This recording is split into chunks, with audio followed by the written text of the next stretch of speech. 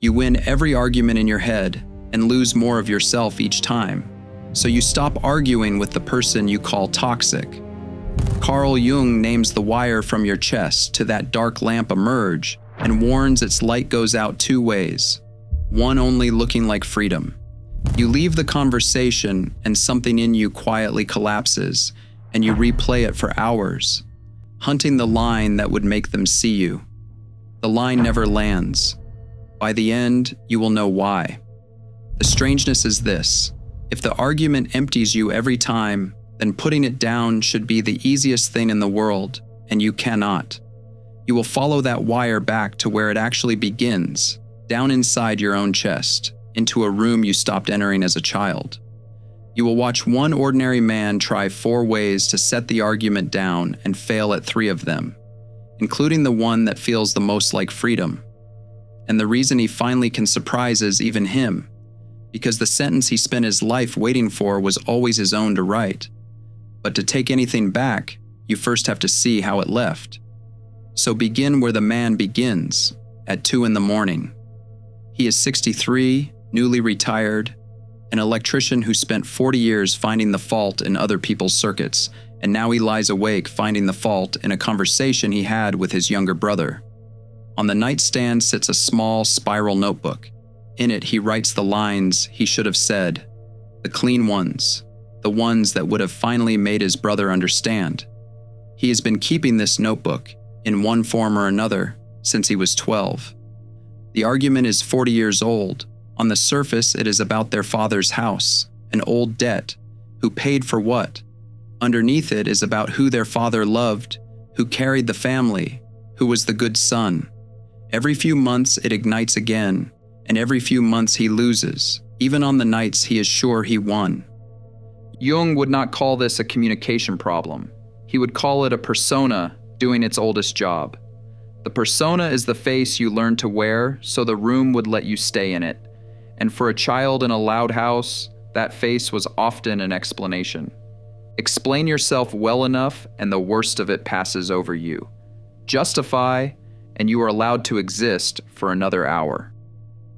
The man learned to argue the way other children learn to duck. Watch what he is actually doing at 2 in the morning. It looks like strategy, a man drafting the winning argument. Underneath, it is pleading.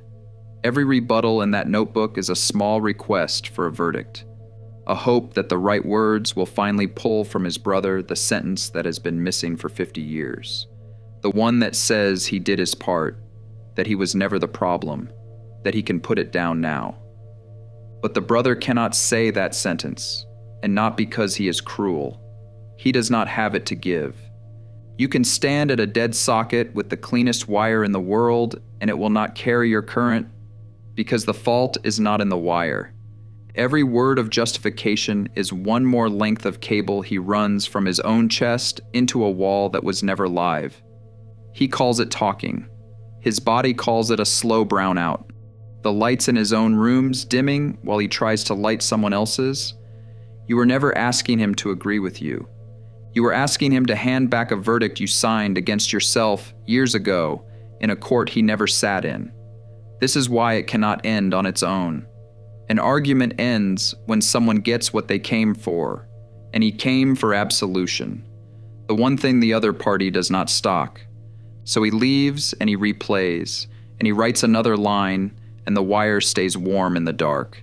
Step back from his bedroom, and the whole street is awake the same way.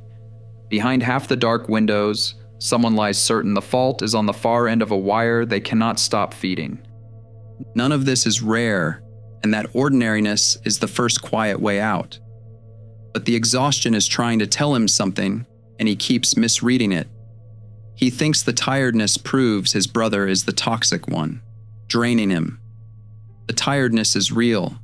The story he wraps around it is wrong, because if the brother were the whole problem, the man could simply walk away and feel lighter. Instead, he walks away and the wire pulls. Something on his own end is holding that cable and will not let go. If the loop is this exhausting, why can he not put the notebook down? Therefore, to find the answer, we follow the wire backward, past the brother, into the man's own chest. because bait only catches when a hook is already set in you, and the man has a hook the exact shape of his brother's face. Jung calls this projection, and he means something more intimate than a misjudgment. He means you take a charged, unfinished piece of yourself, a longing, a wound, an old authority, and you hang it on a living person, then react to them as though they carry it. The man is 63 and arguing with his brother, but the wire reaches far past him, on through to a kitchen he last stood in as a boy, to a father who never said the missing sentence either, to the child who decided that being understood was the price of being safe. The brother simply stands on that old ground, and every time he stands there, the current jumps the gap. Follow the wire and it runs the other way, out from you, through a face you painted on him, back into a room you left as a child and never finished leaving. This is the turn that costs something, which is exactly why it is the one people skip. It is easy to decide your brother is simply the difficult one and you are the reasonable one worn down by him. It is much harder to sit with the fact that his disapproval can still empty you at 63 because you handed him your father's authority a long time ago, and you have been letting him hold it ever since. Now read the exhaustion correctly. The tiredness after the fight is accurate information, badly translated. It is your own life force running out through that painted face. Jung has a phrase for the state underneath it. He calls it participation mystique, a psychic merge with no border, where you genuinely cannot tell your own charge from the other person's. The man cannot find the seam where his anger ends and his brother's begins. When his brother is agitated, he is agitated. When his brother goes calm, the man's shoulders drop without his permission. They are two bodies wired into one circuit, and the man has spent 40 years calling the whole current his brother's fault. And this is the part that shames him most quietly, so name it plainly. Some part of him keeps walking back into the argument because the merge is familiar, and the familiar feels like home even while it is costing him his light. The fight is awful, but it is the oldest room in the house, and he knows every floorboard. Leaving it would mean standing somewhere he has never stood, alone, with his own current and no one to blame for the dark. And so he keeps choosing it, the way you keep pressing a bruise to see if it still hurts. He tells himself the real answer is to walk away for good, to block the number, to let the silence go permanent. But he has tried versions of that before, and the wire always travels with him. Geography never opened the circuit. You can move to the far side of the world and still lie awake at 2 a.m, sending your current into a face that is no longer even in the room. So the real work lies past winning, and past leaving too. It is to find where the wire is anchored in his own chest and decide who actually holds it, which begins with the hardest renunciation of all. He has to stop trying to be understood and stop trying to repair the one man he has spent his life trying to fix into someone who could finally love him correctly. But you cannot withdraw a projection by force of will at 2 a.m. It comes off slowly as grief. The man learns this on an ordinary Tuesday, on the phone, when his brother says the line he always says, the one engineered to pull the old guilt up through the floor.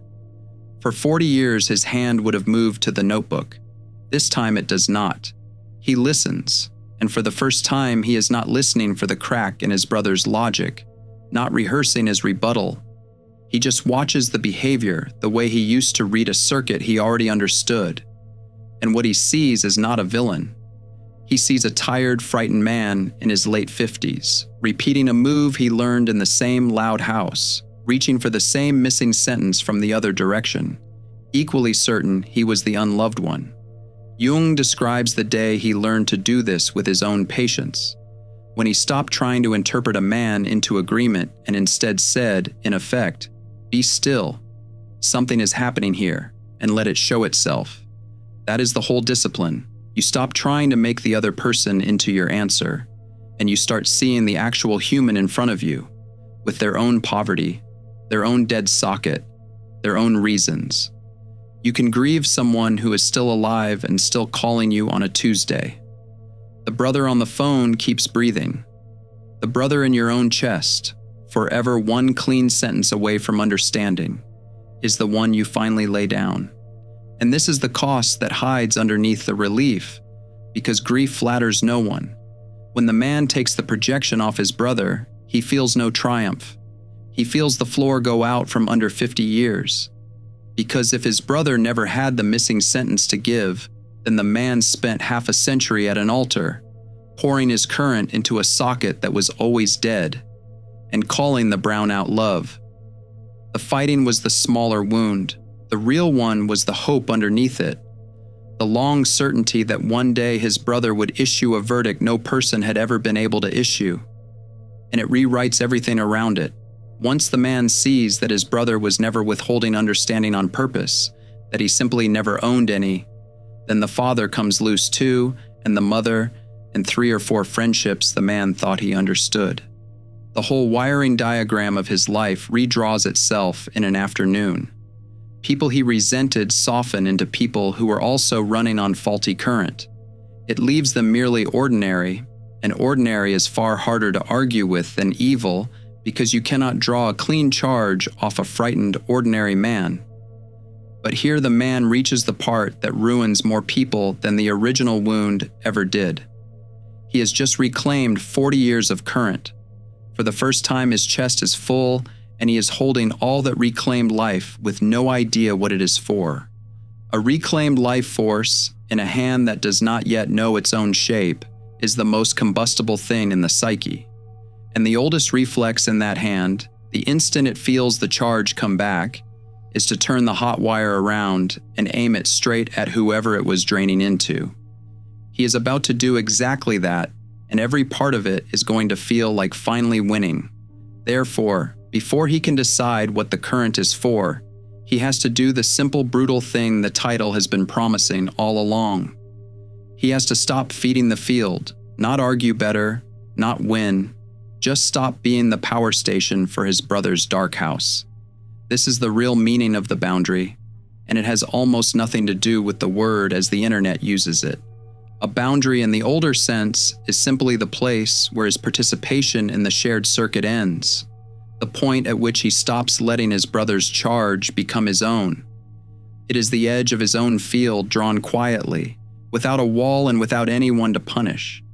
The merge needs 2 live ends to exist. The moment the man stops talking, stops justifying, stops sending current down the cable, the circuit opens and there is nothing left to feed. If you recognize yourself anywhere in this, leave it in the comments where the next person in the same fix can find it. Write this in the comments. I was the one keeping the wire warm. You may know this move by its popular name, the gray rock, going flat and neutral and unrewarding so the difficult person finds nothing to grip. The mechanics are sound. The man stops arguing, stops explaining, stops answering the bait, and for the first time in 40 years, the cable between them carries nothing at all. From across the table, it looks like the simplest thing in the world, a tired man who has finally run out of things to say. And if you have ever made yourself go quiet like that, some part of you already knows the question waiting on the other side of it. Is the wire truly off or only turned around? Jung knows this distinction from the inside. After the rupture with Freud, he went to the edge of a lake at Bollingen and built a stone tower, course by course, over many years. He raised those walls slowly as a vessel, a place solid enough to hold his own descent without spilling it onto anyone else. The work was containment, never punishment. The alchemists he loved insisted the work only happens in a sealed vessel because heat that leaks accomplishes nothing. The man's silence, if it is the right silence, is that vessel. He has stopped stonewalling his brother and started containing his own heat instead of pouring it down a wire into the cold. But opening a circuit and leaving it open are 2 different things, and the man is about to learn the difference the hard way. The reclaimed current is humming in him now, with nowhere to send it, and a current with nowhere to go does not sit quietly for long. Within a few weeks, it goes looking for the old familiar ground, and the moment it finds it, he mistakes the surge for healing. He never feels the wire pull taut again behind him. But the wire is patient, and it knows the way home. For a few weeks, the open circuit holds, and the relief is real. Then one night, the man is back at the kitchen table at 2 a.m, the spiral notebook open in front of him, pen in hand. This time the lines are cold and surgical, with no plea left in them, the kind that would let his brother feel, just once, what it is to be the one who gets discarded. As the words come, the old familiar warmth moves through his chest again, and this time he calls it strength. The wire, though, tells a truth his story will not. The current is running again. It is the same cable into the same brother, and only the direction has changed. Where it used to carry his pleading outward toward a verdict, it now pulls something back, a charge drawn off the guilt he imagines on the far end, the picture of his brother finally wounded, finally sorry, finally understanding what he did. The draining is stopped, so it feels like freedom, but the breaker never opened. He has only spun the power around and begun feeding on the other man's guilt the way he once starved for his approval. There is one sure way to tell an open breaker from a wire run backward, and it lives in a single question. Is he still waiting? A truly open circuit goes quiet in a particular way, the kind where you forget for days at a stretch that the other person is even alive. The man is not quiet like that. The morning after a cold remark, he catches himself listening, the way he listened for 50 years for some sign that it landed, that his brother felt the chill. That listening is the hum. The current is still on, and his brother still decides whether he gets to feel free. Jung names this trap from hard experience because he fell into it himself. He warns that the energy you free by withdrawing a projection comes back hot, and the ego rushes to seize it and name it wisdom, so that the very hour a man feels he has finally risen above the people who hurt him is the hour they own him most completely. The man at the notebook would have sworn he was finished with his brother. He had never in his life been more tightly wired to him. The old pleading at least knew it was in pain. This colder thing knows nothing and wears the face of peace, which is exactly what makes it so hard to set down. He catches it on an ordinary morning, not as some grand revelation, but as a small, deflating noticing. He is checking again for his brother's reaction to a remark he made days before, and a thought arrives with no triumph in it at all. A free man would not be checking. A truly open circuit asks nothing of the other end, no guilt, no apology, no audience for the coldness. The line waiting in the notebook asks for every one of those, which is how he finally understands that it is the same old hunger, simply turned around, still drawing its whole life off the same man. And when the hunger behind it finally goes quiet, when he stops needing his brother to feel anything at all, something he had long given up for dead begins to come back. Not power, not peace exactly, something stranger, and the man almost fails to recognize it because he has not felt it since before the notebook. For a few nights, nothing happens. He moves through his rooms, eats, sleeps, walks the quiet street past the dark windows. The notebook stays in the drawer, and the house holds a strange new quiet, like a held breath before a thing he cannot yet name arrives. Therefore, months later, the test arrives the way real tests do, without warning, in a kitchen. The man is at his brother's house for some small family reason, standing by the counter with a glass of water in his hand, when his brother says it. The old line, the one machined over decades to reach under the man's ribs and pull the guilt up through the floor. And the man feels it land. The stories that promise a life where nothing can reach you are selling something that does not exist. The line still touches the old place. His throat still tightens for half a second, the body remembering 40 years of 2 a.m, but the current stays in him.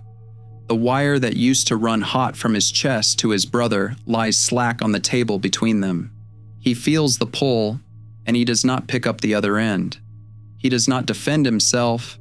He does not reach for the notebook that is still, out of old habit, in his shirt pocket. He does not wait, the way he waited for 50 years for his brother to finally speak the missing sentence. He sets the glass down on the counter, says something ordinary and warm, and walks out into the cool of the evening, entirely his own. He feels no hatred toward his brother, only the quiet of a man who has stepped out of a part he played for 40 years. This is what Jung means by individuation, and it is far smaller and more durable than the word suggests. There is no mountaintop here, and no single day of arrival, only the slow, unglamorous business of moving the center of your life out of other people's hands and back into your own chest, one withdrawn projection at a time, until the current that used to leak into every argument finally runs your own rooms. Jung says the goal was never some conflict-free serenity, that even a whole person keeps an innate ache, a standing tension between what they are and what the world keeps asking them to be. The man still feels the ache. He has simply stopped trying to argue it out of existence. What made him unmovable was the part of himself he finally took back, the part that had always, secretly, been doing all the moving. His sensitivity did not leave him. The thing that lets him feel a room before he enters it, the thing his family used for 40 years as a handle to steer him, is still there. But it is no longer a wound and no longer a weapon he holds up to prove he sees more than they do. It has become a kind of sight, plain and useful, the way a man can feel a live wire through a wall. He can stand near his brother now, near the dead socket of him, without trying to force it to carry a current it was never able to hold. He can love the man without needing to repair him, and one day he will let him go without needing to hate him. That night he opens the notebook out of reflex, pen ready for the line he should have said. The page stays empty. There is no rebuttal to write, because there is no verdict left to win, because the only person who could ever sign it has finally signed it himself. He closes the notebook and puts it in a drawer. The lights in his rooms are steady now. They run on him and they stay lit whether or not anyone across the table ever understands a single word. The exhaustion you came in with was never proof that you were weak. It was the feeling of your own current leaving you down a wire, into a socket that could never carry it. And the reason you could never put the argument down was never weakness either. You were waiting for a verdict, a single sentence that would say you did your part and can stop now, and you were waiting for it from the one person who never had it to give. The day you stop waiting, the wire goes slack. But a slack wire and an open one look identical from across the table. One has truly let go. The other only lies still while it waits, one more time, for them to feel the cold. No one else can tell which is which. Only you can, by whether you are still listening for their reaction. If this reached you as recognition instead of comfort, then the real question is simpler and harder than how to win or how to leave. It is whether the sentence you spent your life waiting for was ever anyone's to write but yours. Which silence is yours? And if you are sitting in your own version of that silence tonight, leave a different line for whoever finds this in theirs. Write this in the comments. I still cannot tell which silence is mine. Empaths aren't broken. They're alchemists in progress. The Alchemist's Path gives you drills, Jung-based boundaries, and 3 exclusive chapter videos to turn overwhelm into clarity. By Surreal Mind, 236-page downloadable ebook in stock. Begin now at thesurrealmind.com.